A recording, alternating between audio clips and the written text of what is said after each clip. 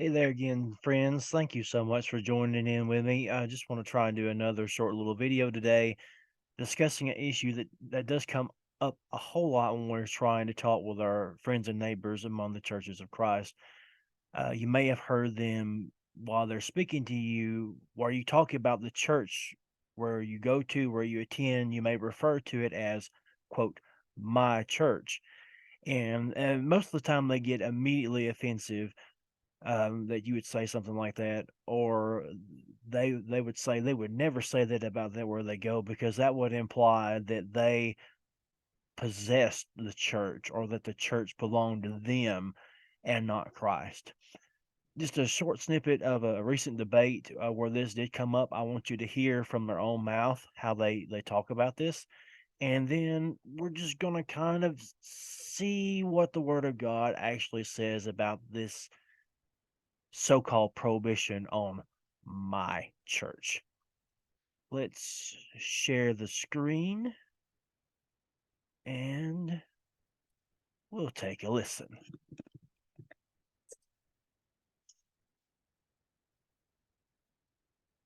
Um, what do you mean when you say things like I, Travis, don't have a church?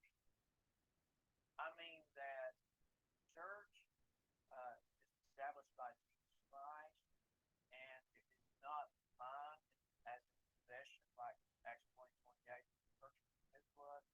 So he owns it. So I think he should get the glory, and then he runs the church. He has the authority through the New Testament. So it's not me to make up laws on the church keeping people out of heaven. He's the authority. So that's what I'm referring to. It's not mine. I don't have the authority. I didn't die for it. So you would avoid that language, like my church. I try to as much as possible because we live in a society, though. Even some Christians they say, "Hey, won't you come to my church?"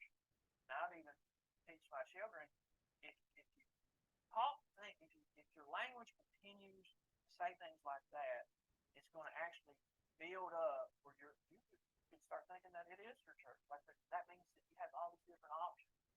Your church, you have your church. So how do I join your church?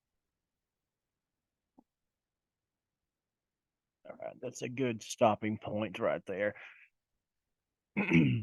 So you've heard Mr. Thomas say that he would not use that language because that means that he owns the church, and he would teach his children not to do that because of the dangerous road it would lead them on.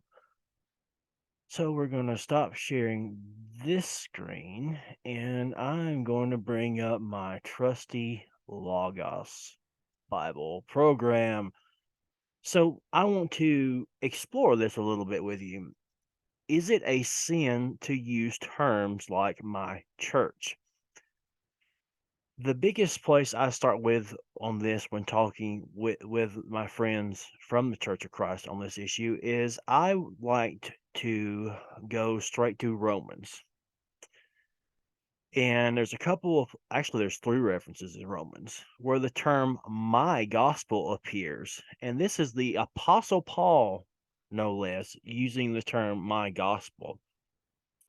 And in Romans 1:9, you can see the first reference here that it's definitely the gospel of his son concerning his son, Jesus Christ. But then you see him just a matter of a few verses later coming down saying that on that day when, according to my gospel, God judges the secrets of men by Christ Jesus. He does it again in Romans 15:20, and thus I make it my ambition to preach the gospel, and where he brings down here to Romans 16 verse 25, where he says, now to him who is able to strengthen you according to my gospel and the preaching of Jesus Christ, according to the revelation of the mystery that was kept secret for long ages.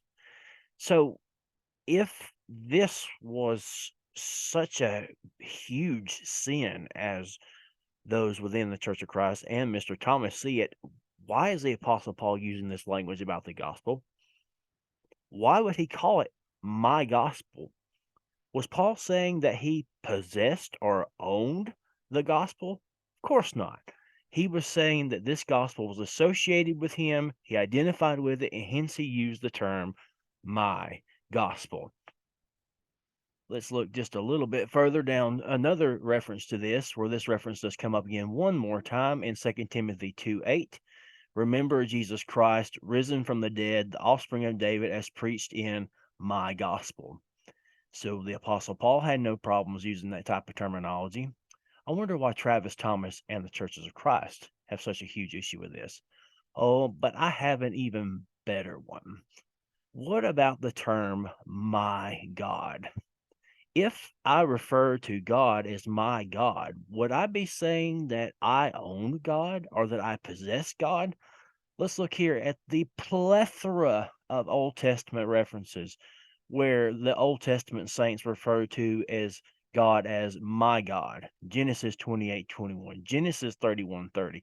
The list just keeps going on and on and on. Look at how far this goes. Look at how many hits go when you find the term my God over and over and over again throughout the Tanakh and the Torah, the Nevi'im, and the Ketuvim, over and over again. My God, this, my God, that.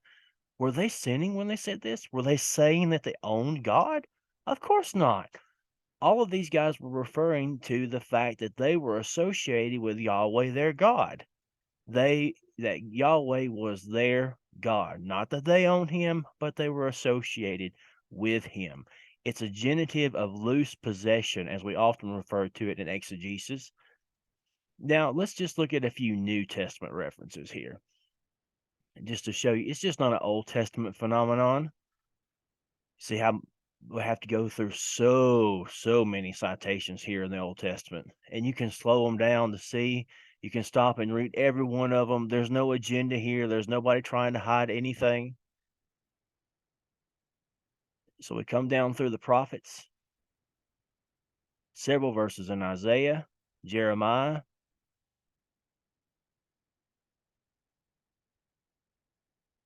several verses in Daniel where he referred to God as his God.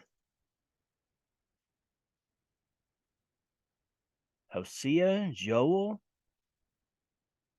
Jonah, Micah, Habakkuk, Zechariah. Of course, you have the familiar one in the New Testament where Jesus says, my God, why have you forsaken me?" where he's quoting from the book of Psalms. Does Jesus own the Father? If we use their logic, Jesus owns the Father. There's another similar one in John 20. What about when Thomas said to Jesus, my Lord and my God? Did Thomas say that he owned Jesus? There's several more as you go down through here. A lot of them in Paul. There's one, a very big one in Romans 1:8, where he said, first, I thank my God through Jesus Christ for all of you. Paul wasn't saying he owned God. Here's even more references as you go more in the Pauline epistles. And you can see more references where Jesus is quoted in the book of Revelation using that same terminology from John that we read earlier about my God. So that's just a cursory glance of all the different ways these terms are used in both the Old and in the New Testament. And the theory propounded by Truth Reproof and those of his circle of Church of Christ groups, that you cannot say this because you are implying you own the church, is simply false. And if they want to build fences around the New Testament law, as they would refer to it, to keep their children from sinning, how are they any different than the Pharisees? Let that sink in. They are binding where the word of God has not bound. So why make this video? Not only do we need to be better students of the word of God, be more familiar with the word of God, but we need to know how to give an answer to those of the Church of Christ perspective in a formed and respectful manner. And I hope you found this video to be such a video. I hope you found it to be helpful, and I wish you all the best, and I hope you have a great and wonderful day.